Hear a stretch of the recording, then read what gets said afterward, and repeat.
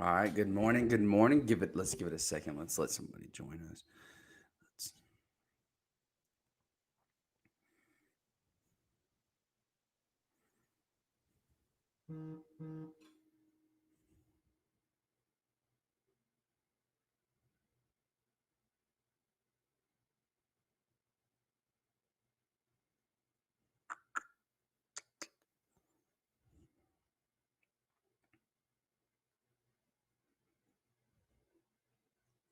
all right. All right. Let's just get it going, baby.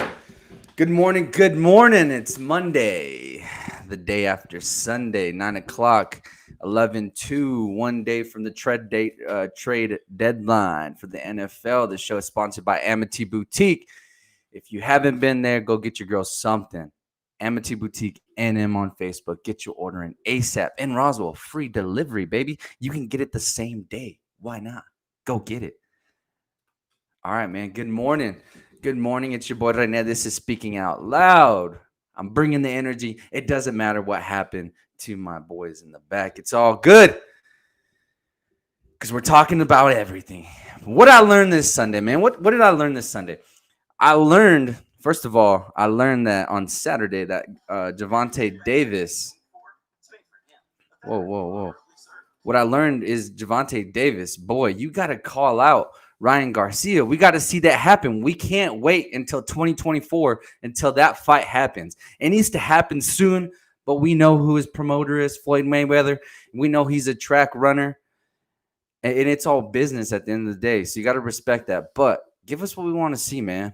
Give us Ryan Garcia against the Tank. ASAP.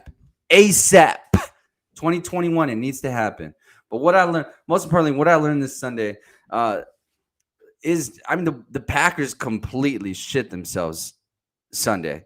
It was ridiculous. It's kind of what we expected. Me and Earl kind of touched on it, that Dalvin Cook is probably the best running back in the NFL right now when he's healthy. This guy can completely change the outcome of a game, and that's exactly what he did yesterday. 4 touchdowns, ran over 100 yards rushing, and then I think around 60 yards receiving. This guy balled out, man. What I learned, though, is that the Packers need to make a move ASAP.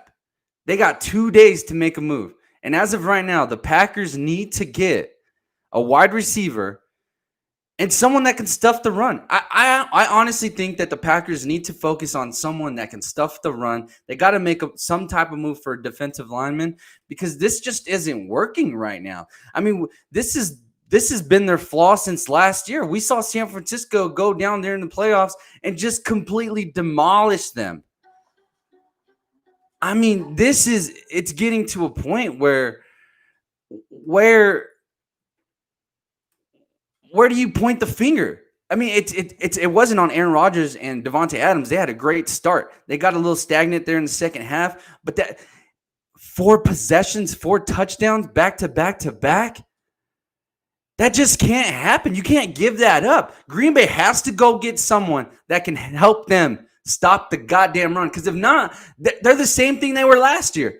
And we're going to see the same exact thing. When someone comes in that can run the ball, they're going to slow the pace of the game, and they're going to completely shut out Aaron Rodgers because they're just pounding it down, grinding it down. I get it. They didn't have Aaron Jones. That's okay. The offense wasn't really the problem. It was just the simple fact that Green Bay could not stop the run. Dalvin Cook is legit. Like I said, we touched on it. We knew that he was going to have a good game. We knew he was going to get his yards. We knew he was going to score maybe a touchdown or 2. But the guy carried it 30 times for 163 yards, averaging 5 yards a run. You don't need anybody back there. It doesn't matter who it is. Kirk Cousins looked like the savior. He only threw 14 times, completed 11. But at the end of the day, he didn't make a mistake because it was that close. They almost gave it up. But what I learned and what I think the Packers learned is they got a reality check that they need to make a move now. If Green Bay does not make a move today or tomorrow, we're going to I'm expecting the exact same results that we saw last year. And it's a goddamn joke. It's going to be a goddamn joke that these guys continue to not help Aaron Rodgers. Aaron Rodgers is still in his prime. People were talking about him regressing in front of our eyes last year. No, sir. This guy is legit, and he's been showing it. 3 touchdowns yesterday, 291 yards. Completing over half of his passes. 27-41. This guy's legit. But if you can't stop the run, I mean, the NFL shows it over and over and over. It doesn't matter how fast offenses are starting to move. It does not matter. At the end of the day, it's a matter of can you run the ball and can you stop it? Can you get punched in the mouth and get back up and keep moving? And as of right now, this Packers team, this Packers rush defense, they just continue to keep getting slapped and punched in the goddamn mouth. And they have no response. So their response to Packer fans today or tomorrow has got to absolutely be a goddamn move to get someone that can stop the run and also help out Aaron Rodgers. But most importantly, they need someone that can stop the goddamn run. That's a given. That's a given.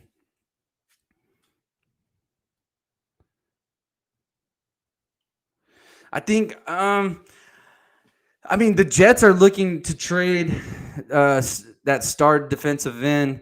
He was a first-round pick, and I believe they're interested in getting a second-round pick. I would make that's the move you got to make. I mean, I think that's specifically where I was going. That's the move they have to make. The Jets are willing to trade. You got to make it happen. If you want to win the Super Bowl this year, which the team is set up for it offensively and defensively, really, I mean, they got some solid corners, Alexander and King. They got some decent linebackers. They just can't stop the run up front. So I think they got to go they got to make a trade with the Jets. And if you want to go the wide receiver route, I mean, you got to look at conversations with Will Fuller. You can even look at conversations with the Dallas Cowboys. The Dallas Cowboys are willing to trade kind of anybody right now. I wouldn't want them to trade anybody offensively, but I mean, there's talks that Michael Gallup is an option. Can you imagine if Michael Gallup went to the goddamn Green Bay Packers? Holy shit, that offense would look crazy. But that's the kind of help that Aaron Rodgers needs. That's the kind of help he needs. Green Bay, make a goddamn move, son. All right, my next topic here, we got Bench Baker. I continue to talk about the Cleveland Browns. I don't know why. I really don't know why I keep bringing up the Cleveland Browns. It's just so upsetting because I wanted to buy into Baker Mayfield so bad, and I wanted him to be good or even decent because this team has the talent. But we continue to see, I'm not even going to say regression because we've never even seen him progress. This guy's been so stagnant. He's a happy feet in the backfield. He takes a 3-step drop and is confused, doesn't know what to do. It seems like he doesn't know how to go from one read to the next. Baker Mayfield. I think it's too late to bench him because Case Keenum is just a replication of what Baker Mayfield is, but a little less athletic.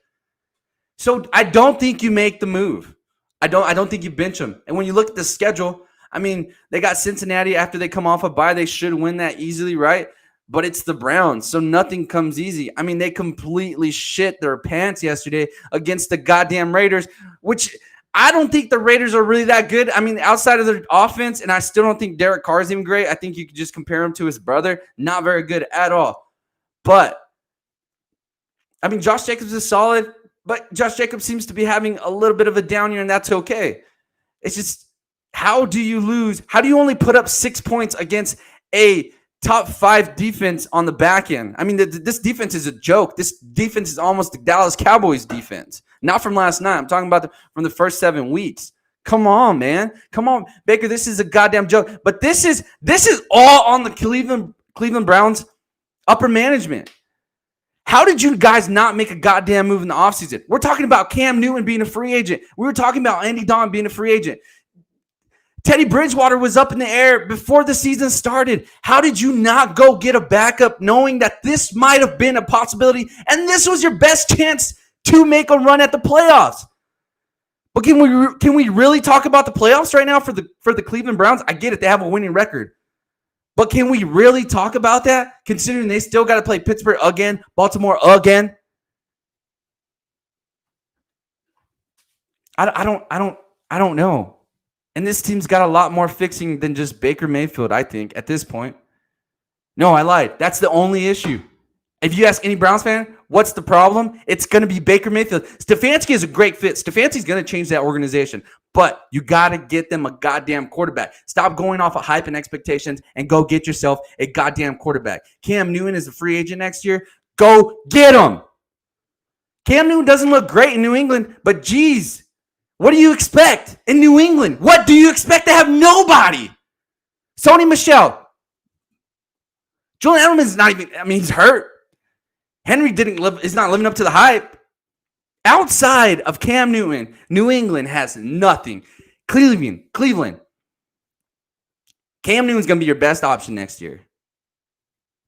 And the way they're playing, you might get him for a cheap price. I would go after Cam Newton. I'm just saying. Cheech, I got you. I'm about to get there, man. I'm about to get there. I know you want to hear it. Who wet the bed? I didn't wet the bed, man. I did not wet the bed.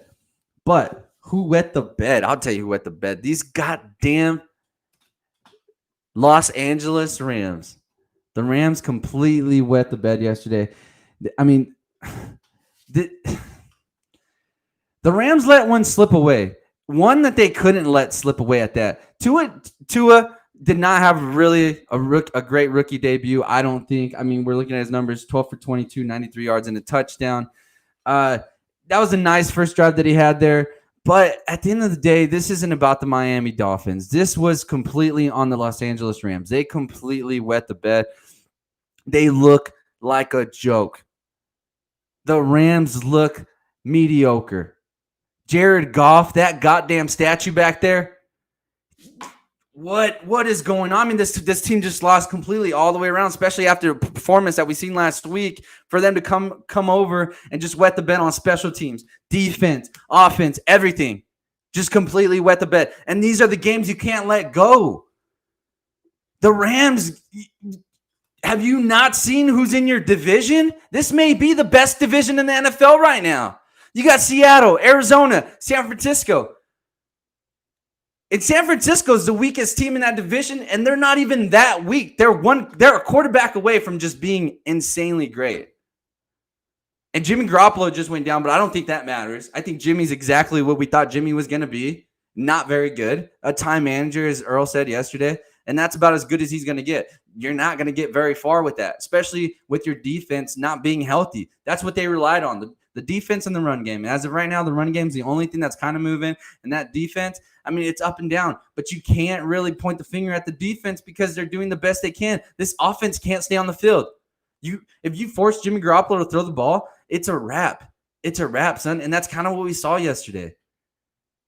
But Los Angeles, wet the goddamn bed. You cannot let this happen, McVay. These games cannot happen. I'm looking at your schedule here, man, and look, you got Seattle next. How is that going to look? You got Tampa Bay next. How is that going to look? You got San Francisco right after that. That's a question mark.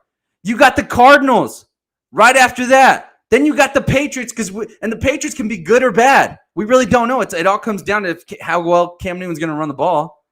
And then you got the Jets, probably your only easy game, and you end it off with the Seahawks and Cardinals. Now, you guys tell me how y'all think this is going to turn out. Looking at this schedule right now, the Rams are not making the playoffs, and the Rams might be the most hyped team at this point before this game. Going into the weekend, the Rams were the most hyped team, in my opinion, and they aren't going to make the playoffs because they wet the goddamn bed on a game that should have easily been won. Going into the type of schedule that they have, probably one of the strongest strengths of schedule. It's not going to end good for these guys. It's not going to end good. The Rams will not make the playoffs.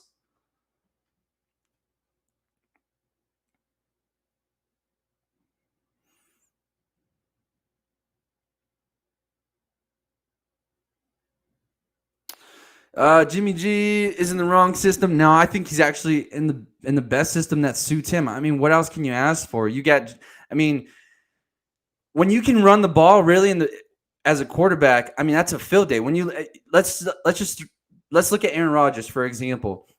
When Aaron Jones is balling, Aaron Rodgers has a field day back there. I mean, because he has all the time in the world. The real issue is that Jimmy Garoppolo can't really throw the ball. I mean, what system would you want to see him in? Would you want to see him in a system where he's going to throw 30 to 40 times? I mean, we've seen the results that come with him throwing so much.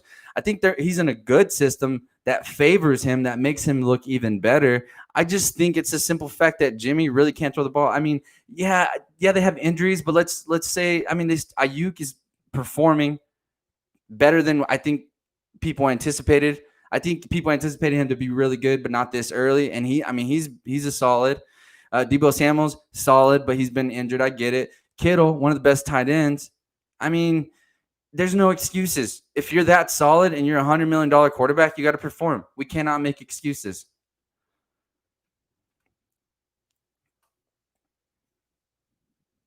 Are the Steelers the real deal? Are the Steelers the real deal? Come on, man. This is too easy. This is too easy. I've been saying it week after week after week. The Pittsburgh Steelers have the best defense in the NFL.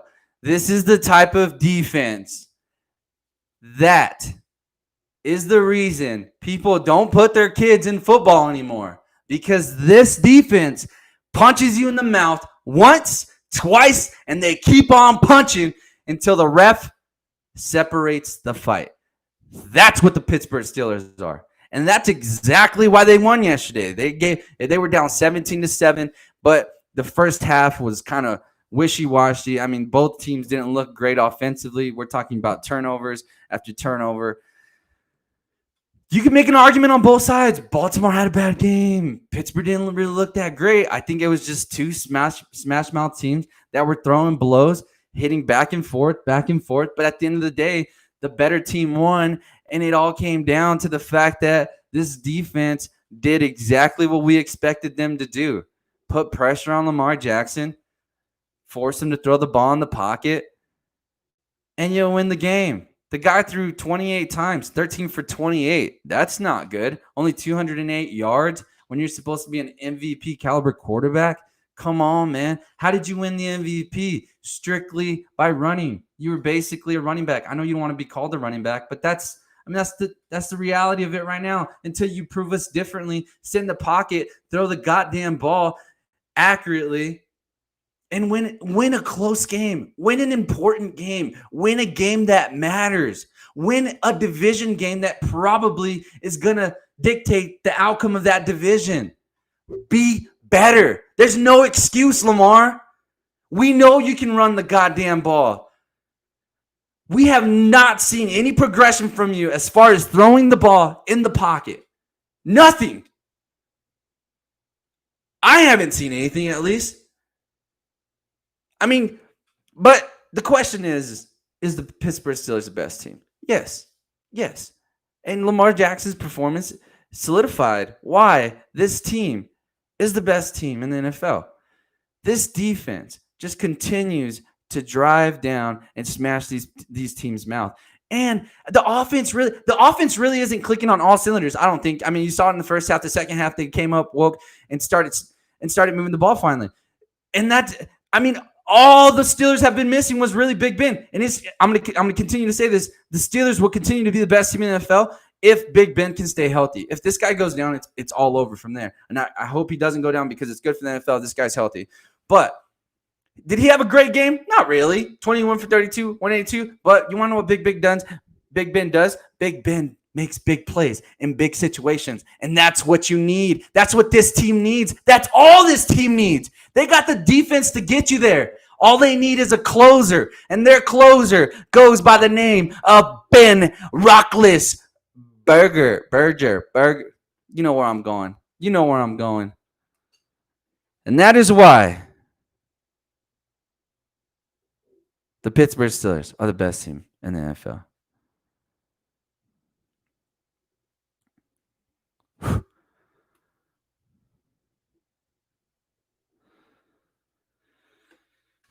Are the Seahawks the best team in the NFC? The Seahawks are absolutely the best team in the NFC. And I'm not going to say last night proved it. I just think they have the best offense in the NFL. And That is with not very much weapons offensively. And this is why Russell Wilson should, in fact, be the front runner for MVP. There should be no questions asked about that. Russell Wilson should win. As of right now, if the season ended today, Russell Wilson is the MVP. I see what Patrick Mahomes, I see the type of game he had yesterday. Irrelevant. Look who they were playing. Doesn't matter. That game doesn't count, in my opinion. What we saw yesterday from Metcalf and Wilson is incredible. Definitely one of the best 1-2 punches as of right now. I still take Aaron Rodgers and Devontae Adams, but Russell Wilson and good old DK at number 2. But Russ is number 1 right now. And it's easy. It's easy to see. The guy has really no weapons outside of DK. I mean, they have no healthy running backs. They're at their 3rd running back at that. Defensively, we've seen the type of points that this team gives up defensively, but yet they're getting healthy. They're moving into health. They've made moves at the defensive line, making a trade with the Minnesota Vikings, bringing in another defensive lineman. We still got Jamal Adams, who hasn't lived up to the hype just yet, but he's injured, but he's going to come back, and his time sitting is good for him. I think it's good for him. This injury might have not, I mean, injuries aren't good at all, but this might have came at a perfect time. It gives him a chance to rest, get his mind right, and this guy is going to come ball out. He gets to learn the system just a little bit longer. This Seahawks defense is going to come around. You got to be a goddamn joke if you don't think this defense is going to come around. They're not that great. As Earl said yesterday, they got a really good run defense, which is what's important. When you can stuff the run, it starts to make things a little bit difficult as long as you can start getting a pass rush. It takes a little bit of stress off the DBs, but with Jamal Adams coming in, man, that's that smash mouth type of guy. That's what you need. And when he comes back, I guarantee you this defense is going to get better. They are going to get better. Guarantee it. The Seattle Seahawks are the best NFC team right now, as of right now, because they have the best offense. And that defense is going to come around. Just wait. You just wait. And I get it. The Bucks. Everybody, I mean, we want to talk about the Bucks. Until we see what they can do with Antonio Brown, it's hard to put them in front of this team ran by Russell Wilson. But I'm not going to be surprised if we're talking about the Bucks here come soon. Because you gotta make the assumption that this Bucks offense is going to be the best in NFL. I mean, we're talking Mike Evans, Goodwin, Antonio Brown, Gronk, Howard, Fournette. I mean, they restructured the offensive line. This is insane. That team is so loaded. We're talking about the Golden State Warriors when Kevin Durant got there. There's no way that offense there's no way that anybody can be better than that offense. There's no way. But we have to wait and see. And until we see that, pay your respects to the Seahawks team. Pay your respect to this Seahawks team. That's the truth right there. That's the truth right there, man. All right, let's go ahead and end this with my NFL power rankings. I got the Steelers at number 1. There's not really much to say about that because I already done said it. The Steelers are the best team in the NFL. There's no ifs and buts or questions about it. They're undefeated, but that's not what's important. It's not about why. It's not that the fact that they're undefeated. It's the way these guys are closing out games. It's about that smash mouth defense. You want some? Come get some. That's how they play. At number 2, I got the Seattle Seahawks, the best offense in the NFL right now. You just can't argue with that. They moved the ball. Russell Wilson is the MVP, and an MVP for a reason. This guy can get outside the pocket, make plays on the move, and he can sit in the pocket and throw dimes. I'm telling you. At number 3, I got the Chiefs. You got to put the Chiefs at number 3 because they got Patrick Mahomes. There's no way you can give up on that. Again, that's another high-powered offense. But they got weapons. They got Tyreek Hill. We're still waiting for they got injured players as Watkins. Sammy Watkins. I'm so sorry. I'm getting a brain fart here. Travis Kelce, can't forget about that. You got Le'Veon Bell. You got Olaire. Like, come on, man. The only thing that for me that's questionable is that defense. But we've seen that defense start clicking. there at the end. So I'm not going to be surprised when they start moving up yet again. At number 4, I got the Bucks. The Bucks they're almost similar to the Steelers. They got that smash mouth defense, but it's not clicking just yet. And that offense, it's still adjusting. They're still making moves. They're still getting comfortable. So we haven't seen them at their full potential, but we haven't really seen them at their full potential against great teams. And that's what we want to see. They got 2 losses against 2 primetime games, and we just want to see them perform at a high level against a team that could bring some pressure against Tom Brady. We have yet to see Tom Brady perform when he's forced outside the pocket with a little bit of pressure, because right now he looks like he just cracks. Let's not forget, Tom Brady is a statue back there. So let's not be surprised when they're just bringing blitz, blitz, blitz. At number 5, I got the Green Bay Packers, man. They made it all the way from my number 1 all the way to my number 5. The reason specifically, as I said at the beginning of the show, they got to make a move. If you don't make a move, you're out of that top 5. Green Bay Packers, make a goddamn move. Yo, this is Speaking Out Loud. I appreciate you for joining me this morning. Do not forget, get your lady something ASAP. Look down, Amity Boutique NM. Get your order in now. Let's go. Have a great day and continue to keep killing. Let's go, baby.